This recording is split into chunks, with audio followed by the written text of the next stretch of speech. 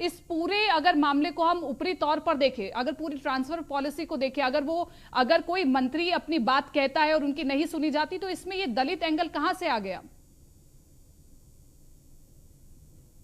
देखिए, दोनों पहलू हैं यहाँ पर और दोनों पहलुओं को समझना पड़ेगा, चर्चा में लाना पड़ेगा। क्योंकि जब हम लोग मामले का विश्लेषण करते हैं, कोई भी मुद्दा हो, जितना भी गहन मुद्दा हो, तो यहाँ पर सारे पहलुओं को उजागर करना चाहिए। पहली बात तो ये है कि आपने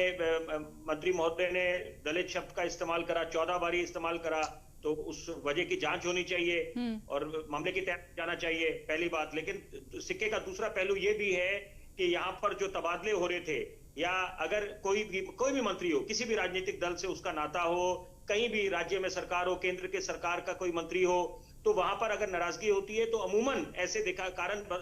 होता है कुछ की, कोई चाहे अगर वहां का जो मुख्यमंत्री है, सूबे का मुखिया है, अगर कोई जांच कर रहे हैं और भ्रष्टाचार के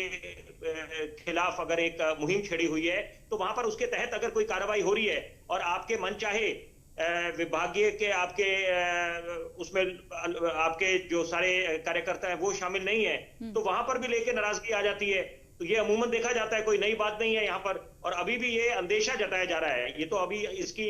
औपचारिक तरीके से पुष्टि नहीं हुई है, लेकिन यहाँ पर ऐसा अंदेशा जताया जा रहा है, आशंका है इस बात की कि यहाँ पर कुछ तबादले जो हुए, कि अगर हम बात करें, केवल दिनेश खटीक नहीं है, जितिन प्रसाद भी नाराज बताए जा रहे हैं, ब्रिजेश पाठक भी नाराज बताए जा रहे हैं। तो ऐसे जब ऐसी स्थिति बन रही है तो यहाँ पर इसके पीछे वजह क्या है, और ऐसा अगर हम लोग इसका विश्लेषण करते हैं तो देखिए, एक बात बड़े जिम्मेदारी से, विश्वास से मैं बोल पाऊंगा, बोल सकता हूं कि यहाँ पर क्योंकि योगी सरकार को स्पष्ट बहुमत मिला है, पहले प्रचंड बहुमत मिला था 2017 में, 2022 में एक स्पष्ट बहुमत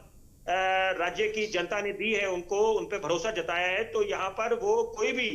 राजनीतिक दल हो जिसको ऐसा जनता ने प्रचंड बहुमत दिया है, जनादेश दिया है, तो वो ये दलित वाली बात नहीं हो सकती ऐसी। क्योंकि ये अगर हम मोदी सरकार की बात करें, केंद्र सरकार की बात करें, हाल फिलहाल में कुछ समय पहले जब कैबिनेट का रीशफल हुआ था, तो वहां पर एक नया नारा उभर के आया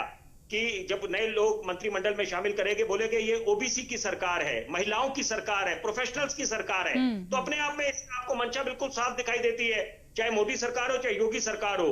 दोनों नरेंद्र मोदी की बात करें या योगी आदित्यनाथ की बात करें, तो वो यहाँ पर कोई भी समाज का तबका हो उसको पीछे